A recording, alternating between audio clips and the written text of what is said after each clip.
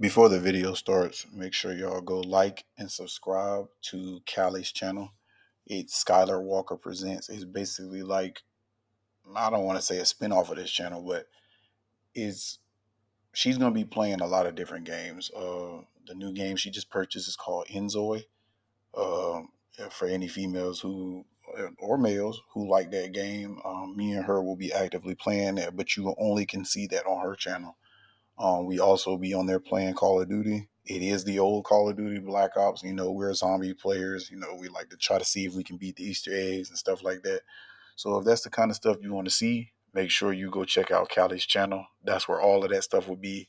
Enzoy, Sims, Call of Duty, any other game we play other than 5M will be on that channel. So if you want to see what other games we be playing in our spare time or whatever, make sure you go like and subscribe to her channel. Comment. She's very active in there. Um, and yeah, let's get into this video.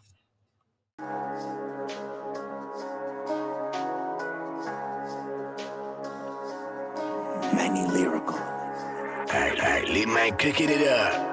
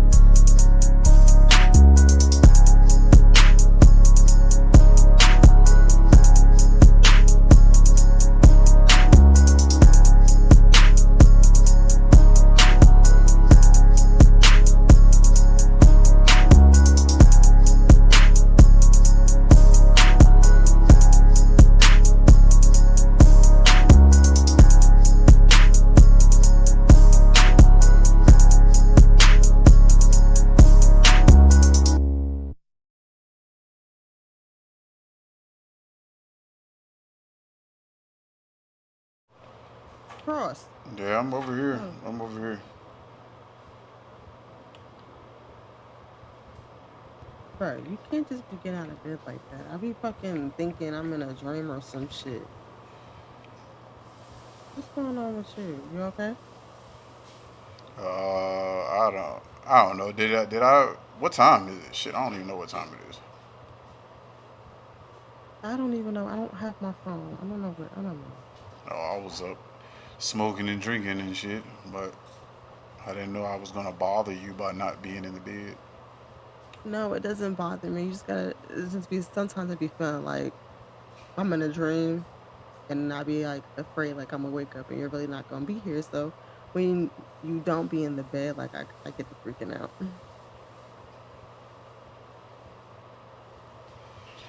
I don't know, man. It's hard to sleep nowadays because shit. If I'm being honest, I ain't really completely over a lot of things that obviously I haven't spoke with you with, but I mean, do you want to talk about it now? The shit got you out of bed. It got you like not at peace. You don't think it's time for you to talk about it yet? it's been time to talk about it. I don't know, man. I don't really like thinking about it because it just reminds me of how unaware I was and what could have happened if, you know, turned up where I turned up and stuff. Like who could have took advantage of me, like all of that shit. I just be thinking about little shit like that. And I don't really like to be reminiscing on it too much because I know too much when I didn't know nothing at first. If that, well, it don't make sense, but it will if we talk about it. Well, I understand the other part with with your life could have went anywhere, and well, thank God it didn't, and you're back here. But um, I'm here whenever you do need to talk, Ross. And if the moment is now, I'm more than ever gonna listen. But you really gotta talk about it someday because it's just gonna keep tormenting you, and you're gonna keep waking up in the nighttime, in the morning time. Like you're just never gonna be at peace. I think I'm ready to talk about it, but I'm telling you now, you're gonna need a drink, some weed in that bong, um, patience, and understanding too, because at first you're you're gonna believe me, but it's like you're not gonna believe it, and then after that you're gonna probably feel bad for me, and I don't want none of that pity shit. I just I'm over it now, so I'm not over it, but I ain't trying to be pitied. Shit happens. I'm not gonna pity you, but I just know that part of it is my fault and Serenity's fault. So I'm more so just gonna be in my feelings, just knowing that you went through whatever it is that you went through, and it could have probably been avoided if we just would have been upfront about what was going on. The crazy thing is, though, I don't blame you, and I don't really blame Serenity. I don't know, man. Rich Boy was he was always I never trusted him. It was just I don't know. It was money. His money was good. Everything always checked out, and I had been did business with him before. I don't know. I guess I just never would have thought he was with Serenity. Like that threw me off. And you know me. I'm always prepared for everything, but for the first time, I wasn't prepared for that shit. Like Serenity, out of all the people in the city, I wasn't expecting him to even come close to her. And Hmm. he he made a play on me by getting close to her, and she was clueless because she just trying to be in love, and you Hmm. trying to be a protective auntie, but you want her to have some freedom too. And that's why I'm not really mad at neither one of y'all. It's just the nigga played me. I mean, I guarantee you that shit won't happen no more with nobody. But he played me. He played Serenity. He played you. I be thinking about when he had you at gunpoint and shit. I be thinking about when I was on my knees on that fucking boat like a bitch, but I didn't want nothing Well, to you happen to got your you. get back. You got your get back, so you don't gotta reminisce on that part. Yeah, but that's kind of all. When I tell you the story, it kind of all ties into that nigga. So Yeah. Well, yeah, I'm gonna go gather the weed and the damn alcohol, and we could walk out in the back, go chill out there. You could Yeah, talk to me until you feel like you don't want to talk about it anymore. We could take pauses. It don't matter. Just getting yeah. you talking is like the first step. All right, that sounds good. We can go sit on that edge of the house. I was doing some exploring or whatever, and I mean, obviously, I've been here for a few weeks now, so I mean, a week or two now. So after I tell you this, it's gonna be time to tell Ellie and Hitman that I'm here too, because I feel Yeah. like that'll be another burden off of my chest. I'm tired of hiding. I'm not hiding from them necessarily. I got some shit going on, and I'm trying to figure it out. But I don't need nobody knowing I'm here, because then if everybody know I'm here, they're gonna be telling me not to do stuff, or they're gonna be telling me to Hmm. move differently and stuff like that. And so I'm just trying to put the pieces together right now. But yeah, we can definitely, let's go. You go ahead and grab what you need, and we'll walk down to the. It's like this little ledge, a part of the house. I guess he had whoever lived here, or whoever had the house built. They left like this little ledge part, I guess, where you can kind of like chill and look over the city and shit. Or we can go in the backyard on the sofas, but that ledge is kind of where I've been kind of kicking it lately. Yeah, shit, we could sit over there. I don't see what you're talking about. All right, bet. Well, go get what you need, and we gonna fucking Okay. head that way. Okay.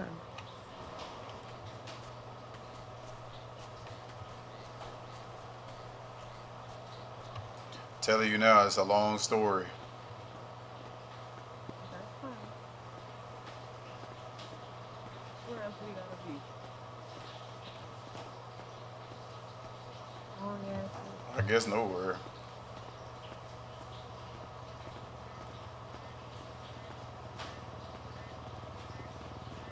Oh, my bad. The ledge is on the other side. I Yeah, I know.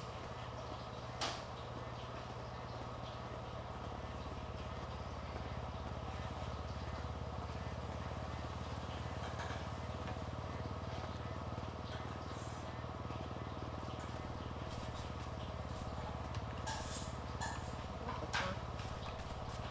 just be careful.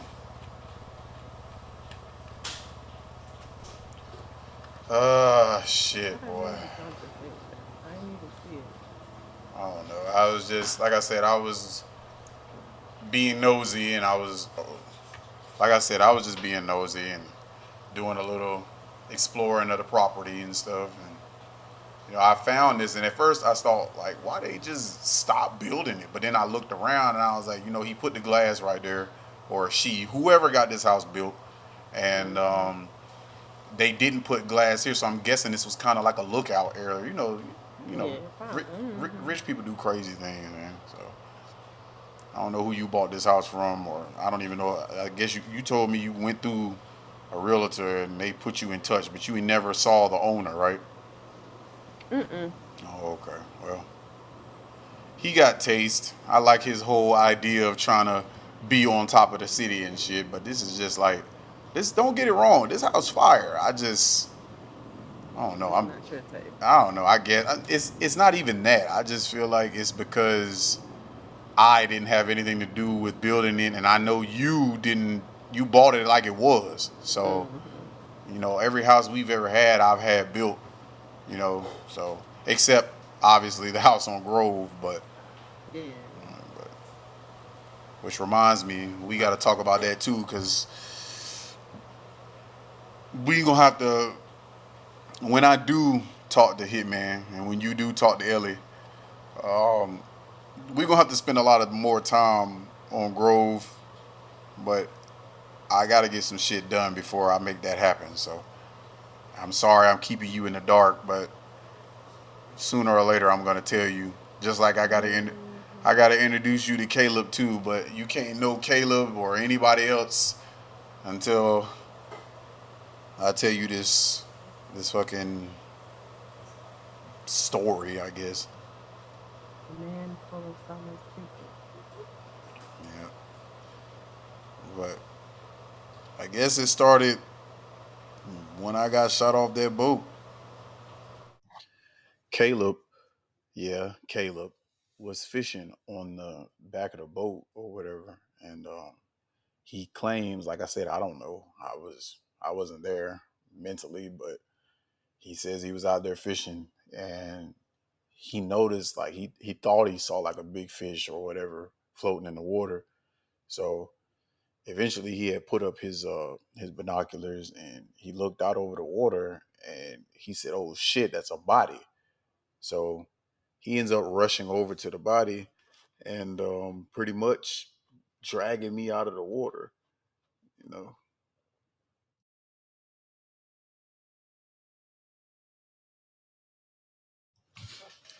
I wake up in some hospital, not even knowing where I am, who I am, what I did to get here, why I'm in this bed, who this person is standing over me with this clipboard.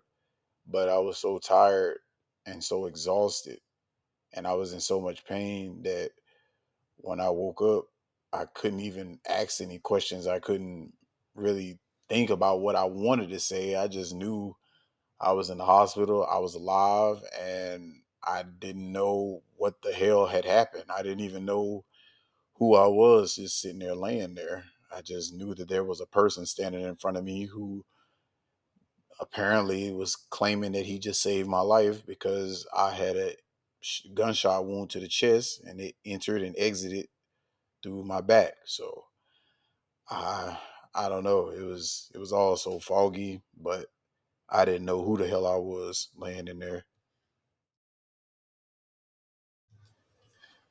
Eventually, Caleb came and checked on me. He was a frequent visitor up there at the hospital. I mean, he did just save my life by pulling me out the water. So, but he brought me to this house and he basically, I don't want to say paid for it, but yeah, he pretty much paid for me to have somewhere to sleep. Now, mind you, all I had was a tank top and some shorts and some shoes he loaned me and the clothes that I had came in with in my book bag. I had a chain on and I didn't even know what it meant. But he showed me around the house, showed me to the kitchen, showed me where I could sleep. He showed me the living room and everything. Like, I'm thinking this is nice. Like, why is somebody going out of their way to do this or whatever? But he eventually shows me like the bathroom and everything and like it was too good to be true. Like at first I didn't trust it. I mean, I guess that was my inner self screaming or whatever that this was red flags, but it wasn't. Like he was just genuine. He was from the country. He grew up right here on this island and he didn't like how he found me or whatever. He said he could have went a lot of different ways. So he helped me out. He talked to me a little bit, he gave me the rundown. He even told me he'd find me a job, baby. Like it was a lot. He really came through for me and that's why he's here.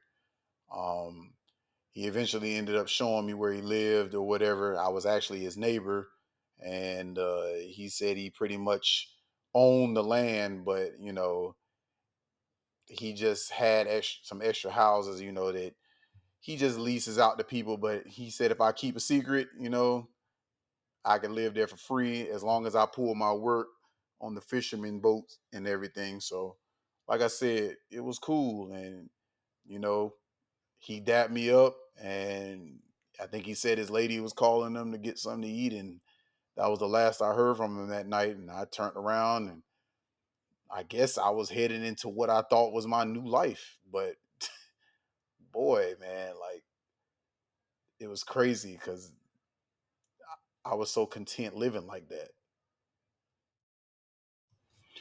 Over the next few months, like he was showing me the ropes, and I got real good at that fishing shit. I ain't gonna lie, but we was out there on open water, fishing for just about anything. And he was a farmer, so a lot of his money was made from fishing and doing crops and all that other good stuff. And but the fishing part, that was the part I enjoyed. It kind of felt familiar or whatever. And obviously, me and you've been fishing before, baby. So like, it felt familiar, but it wasn't enough to kind of spark my memory. I just thought I was out there working to make sure I kept a free house. Shit, that's how I looked at it. I'm on this remote island, don't know who I am. I just know I need to fish to keep this house.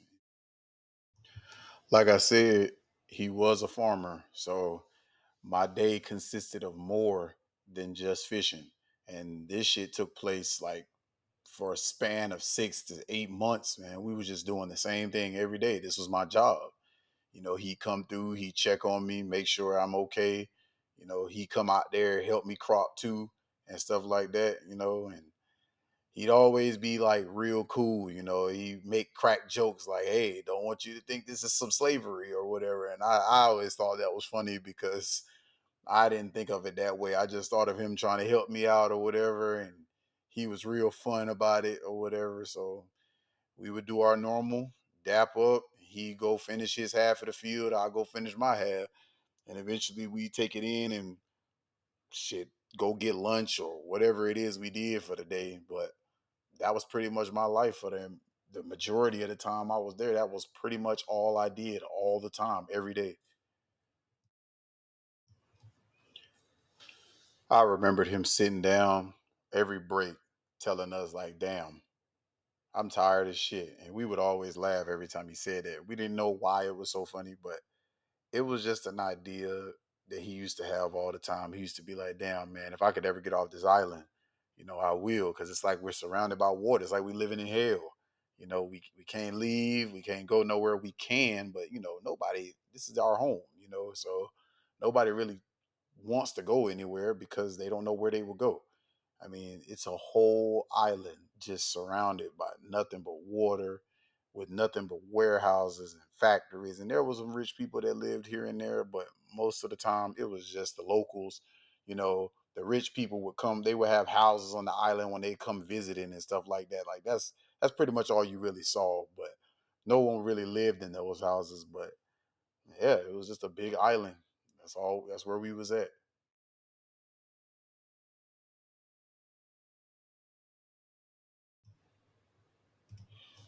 So, as a part of an agreement that I had with the doctor, I would regularly go visit this therapist, and her job was to help me, try to get my memory back or whatever. But I'm not gonna lie, Callie,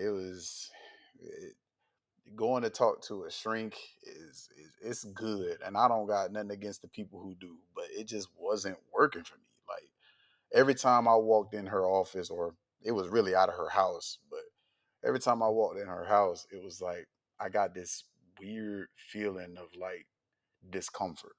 And it wasn't nothing she was doing to me. It was just like every time it was time to talk about this subject, I didn't really want to talk about it just for the simple fact that I don't know, what the fuck I'm supposed to be talking about. But the doctor said this was only the way that I could really, be on my own and do all this other stuff and move around how I want as long as I agree to doing this. Like I said, nobody ever asked me for any IDs. Nobody ever asked me for a license or whatever. They knew my story. The town wasn't that big, so half of the time, you know, people forgot I was there, and then the people who didn't forget I was there, they took it upon themselves to make sure that I felt welcomed and felt like I was at home. People like Caleb, they were all over that island. It wasn't just him. It was the therapists, the doctors, the fire department. Like it was everybody, man. It was strange, but I guess it was like a real content way of living. Normal shit.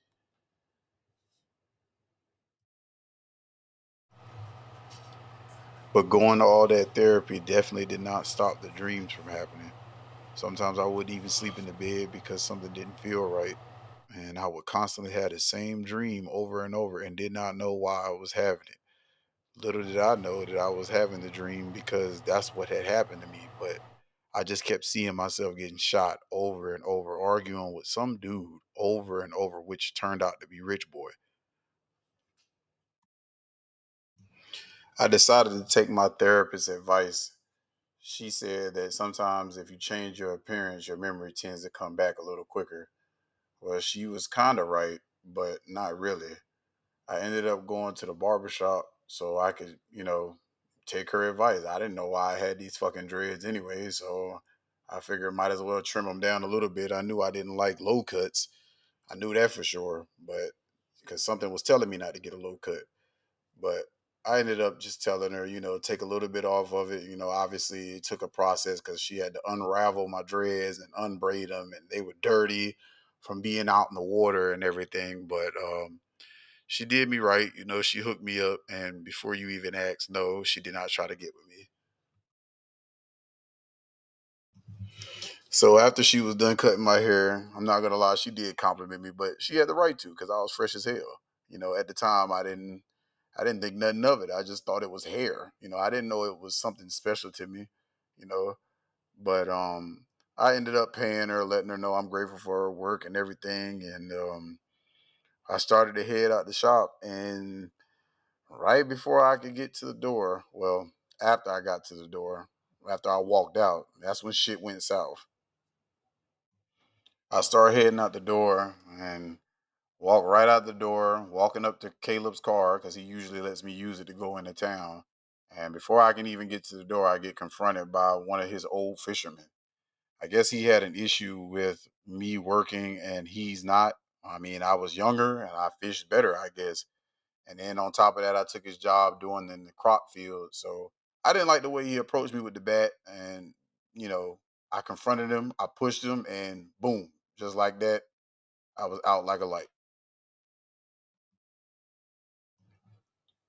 Once again, I'm in the back of this ambulance on my way to the hospital. Well, I won't even say once again because the first time it was Caleb, but you might as well consider that a ride to the hospital in an ambulance. But once again, on my way to this hospital, thinking I'm going to see the same doctor, he's going to look at me like, damn, I just let you leave a couple months ago. Why are you back here? Not even knowing that this isn't even my fault. But the doctors were really good at what they did or whatever over there, and they had really good medicine. So, I was ended up feeling good after a short while. Guy ended up breaking my arm too. I guess he didn't stop after I got knocked out. After leaving the hospital on my own, I came straight back to Caleb's and I had to tell him what was going on. I had to tell him I remembered everything. And I played it so smart at the doctor that I kept pretending like I didn't know what was going on, but my memory came back immediately after he getting hit with that bat. I know it sounds funny, but I was grateful for that shit. I mean, I stayed there and I beat on Caleb's door until he woke up. And eventually, he ended up waking up. And he wasn't the happiest camper in the world, but the conversation I had with him shortly after he came to the door, that changed everything he was feeling. Now, I don't know if you remember, but I told you Caleb loved the island. Caleb grew up there. Him and his lady started a whole life there, land, crops, all of that stuff. But Caleb wanted a different lifestyle. He wanted a change. And I'm not gonna lie, Caleb was pretty rugged too. So I'm thinking he would fit really well over there with me, you, Hitman, Ellie, and the rest of the crew. So I offered him a deal of a lifetime. He comes with me, I set him up. He doesn't have to pay for anything. I don't even want him to bring anything. I told him just put a shirt on and get your lady and we leave in light. That's all I told him. And he agreed. He didn't even hesitate. He said he was going to find a buyer for the farm when he got wherever he was going.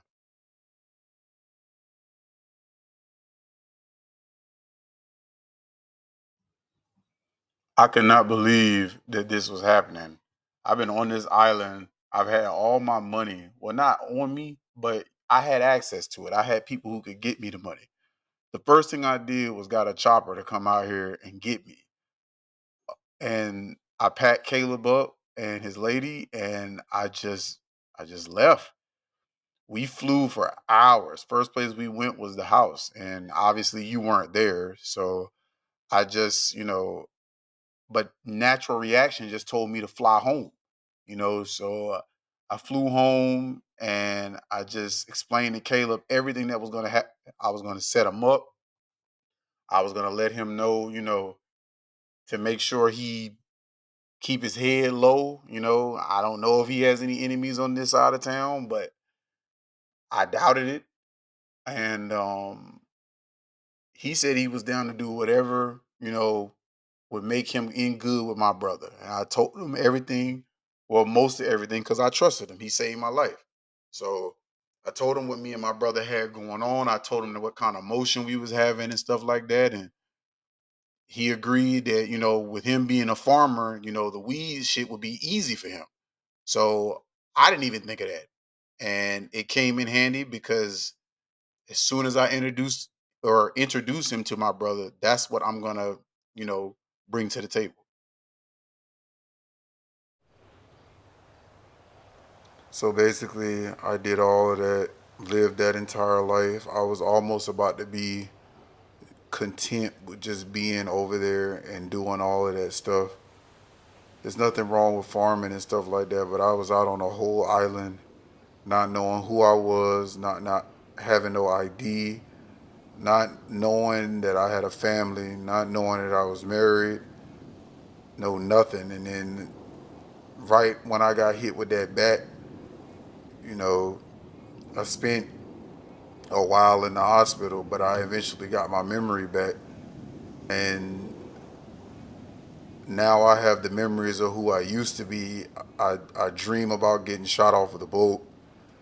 I dream about you and Kane, and I didn't even know what Kane looked like. I just was making images in my head, and it was just rough. And now that I'm here, it's kind of hard to adjust because for a whole year, I didn't know who I was. I thought I was just this normal person or whatever. And I am a normal person, but I'm not.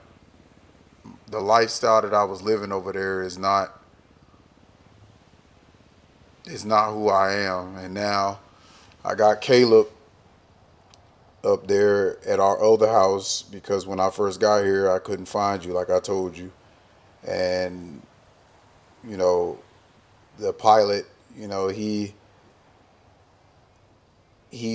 wasn't gonna fly us for free, but I knew I had the money, so I had to figure out how to take out a large sum of money without you knowing I was back because I thought it was a sign that you weren't there. So I started moving around. I was here for like 2 weeks or 3 weeks before I killed Rich Boy.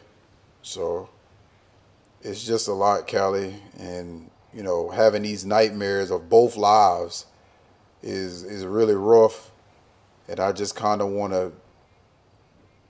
of just want to end everybody, and it's just that shit changes you when you just feel like you alone for so long just to find out you're alone. Somebody made you that way by trying to end your life.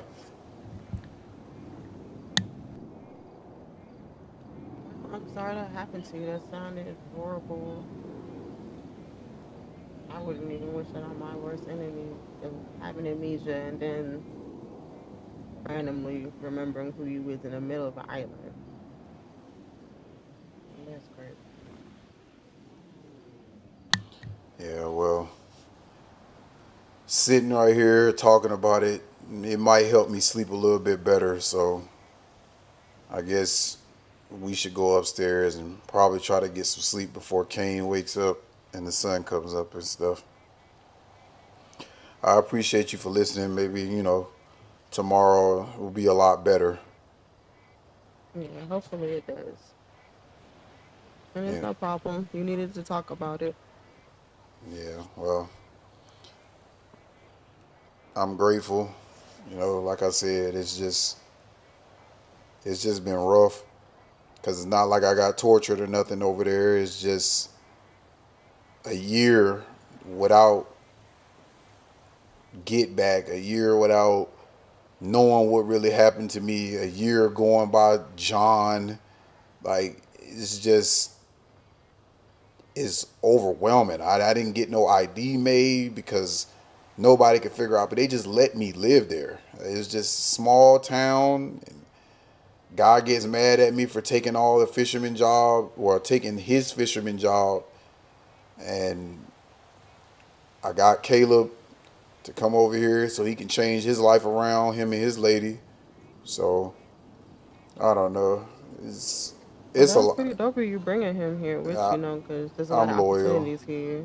Yeah, so that's dope. I'm loyal. He gave me that house, off the strength. He got me that house off the strength. He felt sorry for me. And he found me in that water, just doing his routine fishing. Mm, I owe him. So mm. this is why I haven't gone to Hitman yet, because I have to figure out how to vouch for somebody who took care of me when I had no memory. I don't want Hitman thinking that the Caleb took advantage of me or something, and now he got me over here trying to get him in a gang with us. Caleb is good people.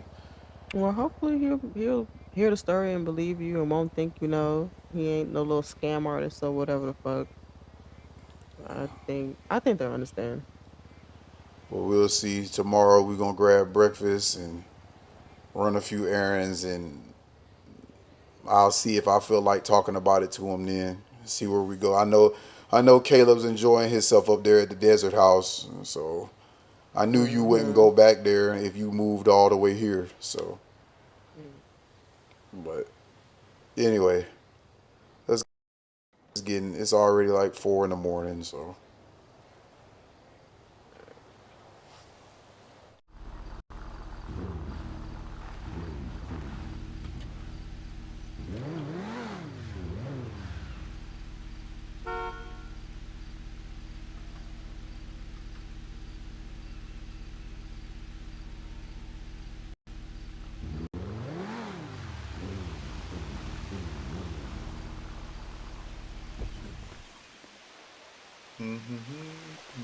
oh shit! I almost left my door unlocked. Well, almost left it open.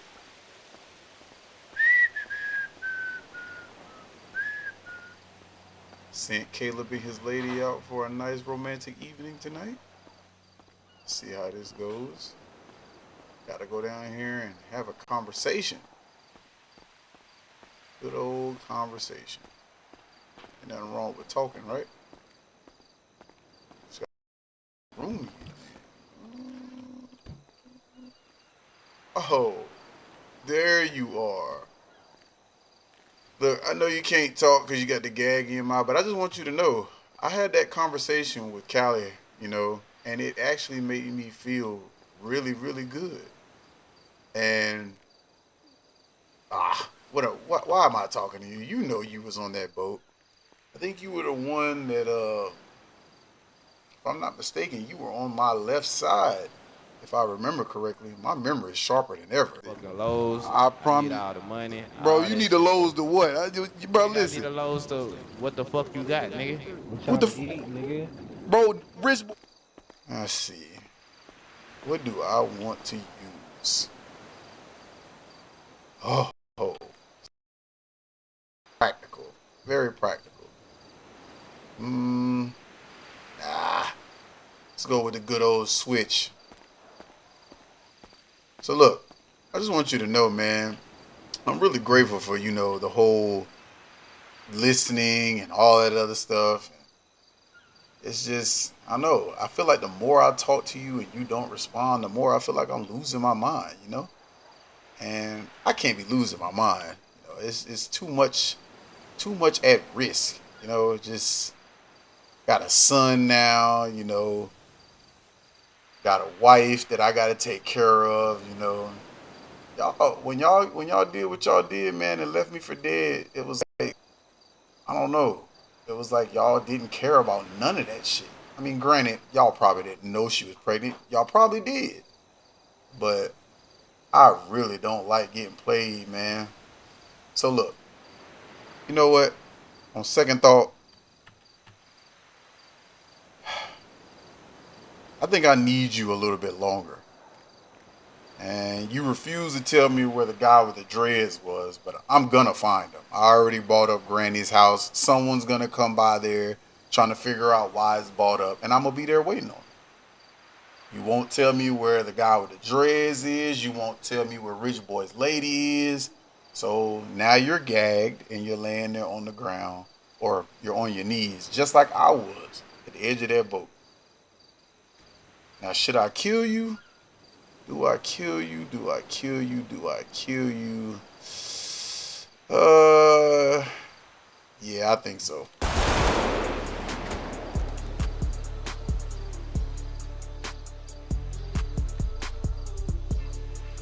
this too. Gotta get fucking Ezekiel to come clean this up. He been moving slowly.